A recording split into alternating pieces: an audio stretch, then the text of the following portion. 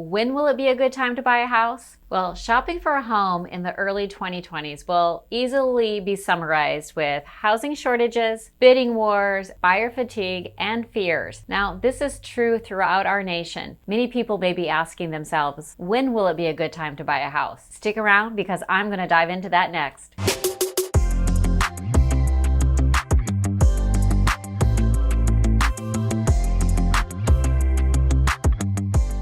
Hi everyone, I am Lisa McBride with Sarasota Neighborhood Experts and Keller Williams Realty Select. Now I share information about living in Sarasota as well as all kinds of information on buying and selling homes on the beautiful Florida Gulf Coast. Now I'm often asked, is it even possible to buy a house in today's crazy real estate world? Or I get asked even more often, when will it be a good time to buy a house? The housing market has certainly changed in the past 2 years, and one that favors sellers. Now in Sarasota and Manatee counties, we are currently experiencing record low numbers of homes on the market. Currently we have approximately 2 weeks of inventory of homes. We have about 1,200 homes on the market, and typically we would see somewhere around 7,000 homes to make it a very balanced market. So you can see this number is very, very low. Also, this does not include new construction homes, and home builders are working diligently to try to keep up with demand, but they are so backed up, and unfortunately, they are 12 to 18 to 24 months out on getting homes completed. If you'd like more information on new construction,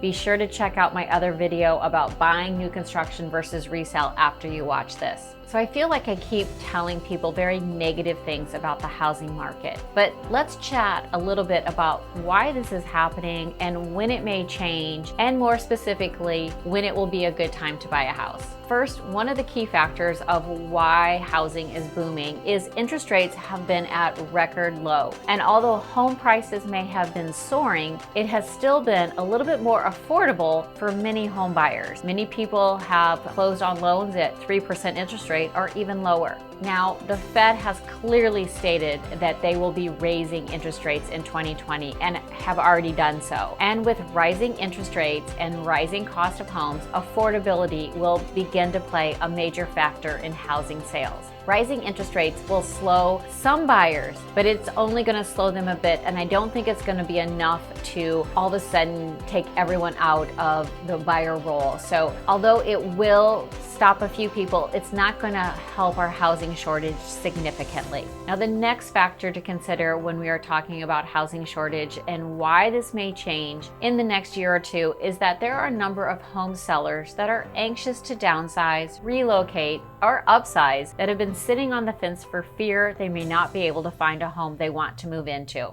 And as working from home has played a significant role in today's world of relocation, our relocation now is based much more on wants than needs. Now again, this is going to change. Whether you want a smaller home or a larger home, our lives are going to change. And with those changes, suddenly waiting around is not going to be an option. For instance, baby boomers are living in their homes much longer than in the past decade. And they also own multiple homes. So as the boomers continue to age, they're going to start putting their homes on the market, and that will play a huge factor in easing some of our housing shortages. Another key factor in today's real estate market is that with low interest rates and rising values, many homeowners have found themselves with a large amount of equity, and some have withdrawn some of that equity to buy second and third homes. Now, whether that was for investment purposes or retirement or enjoyment, whatever that may be, keep in mind that 90% of residential real estate in the United States is owned by individuals. And I know we're hearing a lot about major conglomerates buying up properties for rentals, but that is only a small fraction of what's going on in today's world. Really, owning rental properties is a great investment and one that I strongly believe in and recommend. However, management and upkeep of all these properties can quickly outweigh the benefits of the investment. And so some of these part-time landlords, I think they're going to quickly discover that there's a lot of hassle and a lot of things that go into this and decide that might not have been the best path. And also they have realized that in 12, 18 months, their investment has already grown. And instead of the hassling of people coming and going, they may put some of those homes back on the market, adding to our inventory, because it is a lot of work owning an investment property.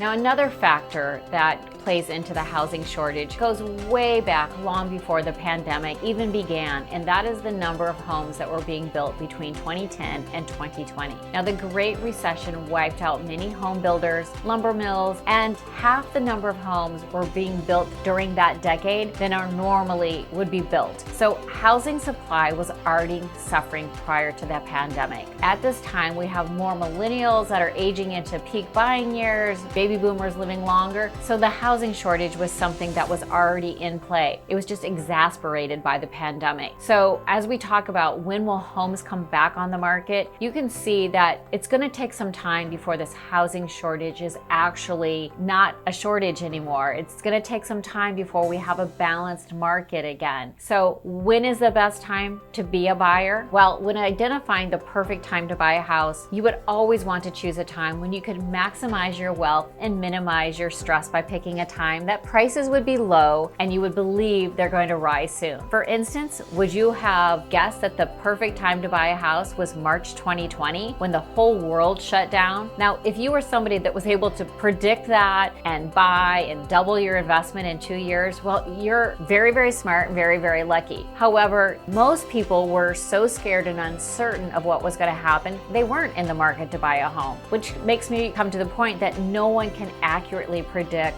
when is the perfect time to buy a home. So if home prices were really low, there's a lot of worldly circumstances that will warrant that, such as interest rates may be way high, we might have a poor economy, and lots of reasons that homes are so low that will make it very difficult for many people to buy. So identifying the perfect time to buy a house is almost impossible. Occasionally, we all may luck into the perfect scenario, but it's almost like finding a $100 bill laying on the road. It happens, but not because we're following people around waiting for them to drop money. Instead of thinking about the perfect timing of buying, perhaps stop looking at this as an investment decision and start thinking about it as a lifestyle decision. And what is the price you're putting on your happiness and your lifestyle? Now, this is not to say that finances do not play significantly in this, but if you are looking to own your next home for 5, 6, 7 years, then you have a greater chance for your investment to appreciate no matter what the market, not to mention the equity you are building by paying down your mortgage. If you're in a position to purchase this next home and it is the optimal time in your life for the move, whether you're getting married, divorced, retiring, moving close to family, these are all factors that are at play today. And we have all learned what it feels like to be shuttered in place. So my best advice is do not let a tough housing market limit you from moving forward in your life. Again, please know I am not saying to jump into the frenzy. We have to do research. We need to know if a property is really well priced for this market or well priced for the location. I mean, I do see some home sellers that are really pricing their homes pretty aggressively, and I'm not going to recommend some homes to people. We all know what's happening, but I think some homes in some locations will always retain their value. So again, please know I do not suggest anyone do anything crazy that could cost your life savings or your livelihood. I'm just saying stop waiting for the perfect time because perfect doesn't exist. So if you have questions about my video today or about the housing market here in Sarasota, Bradenton, Lakewood Ranch, please give me a call. I'm here to help. I really appreciate your continued support and I love hearing from everyone. Until next time, take care.